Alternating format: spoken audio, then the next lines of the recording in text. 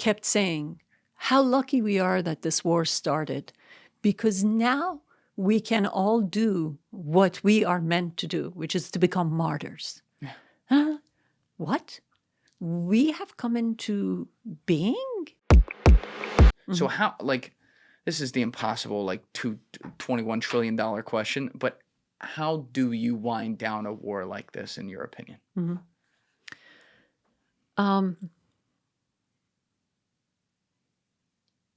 It isn't something that can happen, obviously, overnight. And I know I'm not breaking news to you when I say that. It needs some immediate solutions, but ultimately it needs some long-term solutions. And I am personally interested in the long-term solutions. And those long-term solutions, in part, includes, first and foremost, developing a culture through education that accepts the fact that Israel is there and is going to be there. And it cannot be wiped off the map. It can't be wished away. It can't be river to the sea emptied out of its Jews. And that the job is not to grow up to pick up a gun and kill a Jew, that our job is to build the next Singapore in Gaza, in West Bank, and in all the places we're going to call Palestine. But something, the most important thing that stands in the way of that in the long term is the fact that generation after generation of Palestinians are being raised within, public school system and within sort of the mosques, whatever propaganda system that these revolutionary radical groups in the region have, being brainwashed into aspiring to become martyrs as opposed to productive members of a society, of a thriving society that needs to build, a future for itself, needs to have dreams of a future that does not include death and killing. And so you need to design a new, whole host of educational books that eliminate Israel from, pictures that are in those books as the enemy that we're going to, if we're teaching math, you have 2 guns and 3 Israelis, how do you kill them all?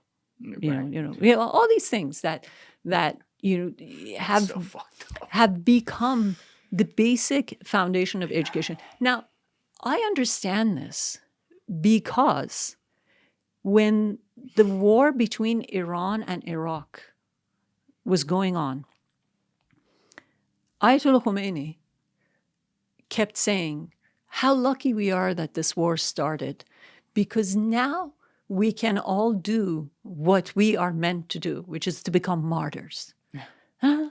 What? We have come into being to die? Is he going to be on the front lines with us? Right. Right. So as he's saying this, as he's like egging everybody on to go get killed, there is a 13-year-old who straps grenades around his waist and throws himself under the Iraqi tanks, in the war front. How he gets there and how he gets hold of grenades, I do not know. But there was this 13-year-old who did that, during the early 1980s.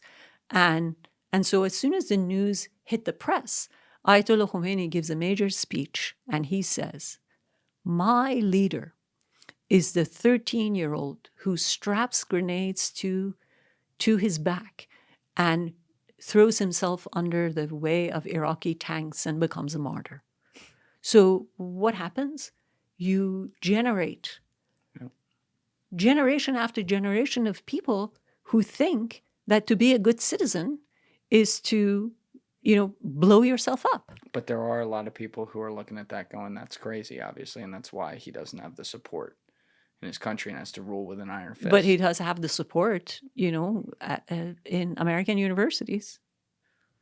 Yeah, again, I think not to defend some of the stuff they're saying at all. I think there's a massive level of cognitive dissonance there, though. I think there's a lot of stupid kids who aren't thinking about.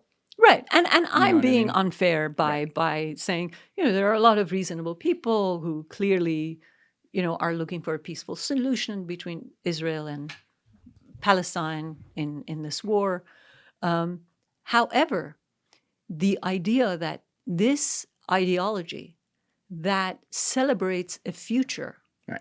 that is only including death has become celebrated, as we have seen in the aftermath of October 7th, throughout Europe and the United States. A lot of what we have seen in these protests, all the people who came out and said this is an act of resistance by the terrorists who took it, they're all in a way tipping their hats to the notion of martyrdom as an ideology and as something to something valid, something moral. I agree that that's crazy. My issue when we generalize all this stuff, though, is that there are also in the midst of this people who are not supporting Hamas or Hezbollah, who just think that Israel's gone too far. Which, by the way, you've written some pieces talking about Netanyahu and disagreements you have with him as well. So you're balanced on this issue, which is great. But there are people who will talk about things that they think Israel has done wrong. And we're literally writing legislation in the United States where we're supposed to represent free speech, all the opposites of what an Iran represents, by the way, to where it's like, no, but you can't talk about that one. And to me, that just makes the problem way worse because it's like a Streisand effect. It makes people go, well, why the fuck can't we talk about shit that they do wrong? I can talk about my own government doing stuff wrong, but I can't talk about Israel? Yes. Like that's got to get fixed. 100%. I'm not going to sit here to disagree with you on the suppression of freedom of speech that's occurring, especially in the name of defending Jews, right.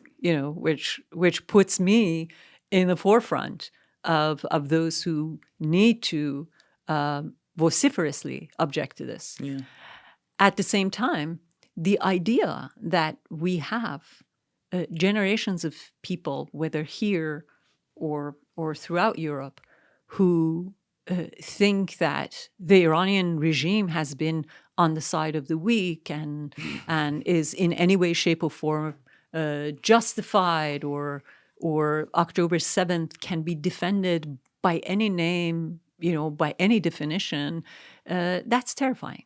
It is scary. Yeah. I agree. It's just like at some point you got to step back and have some common sense on some of this stuff. And I feel like we lose that on a lot of issues now, unfortunately, with the stuff we fight about in society. But I agree with you. It has been lost to a scary degree on this one. But listen, this stuff is difficult to wade through. We're just a podcast talking about it here. But, I feel like if we could turn the volume down and less people could die and there could be a little more peace in the world, however that happens, if there's a little piece of that happens because of shows like this and all the other shows out there that are covering it too, then that's great. But it takes great people coming in here to talk about it as well. So I really appreciate you doing this, Roya. This has been awesome today. Your story is really incredible. Thank you. I really enjoyed it, and I really want to meet your guys.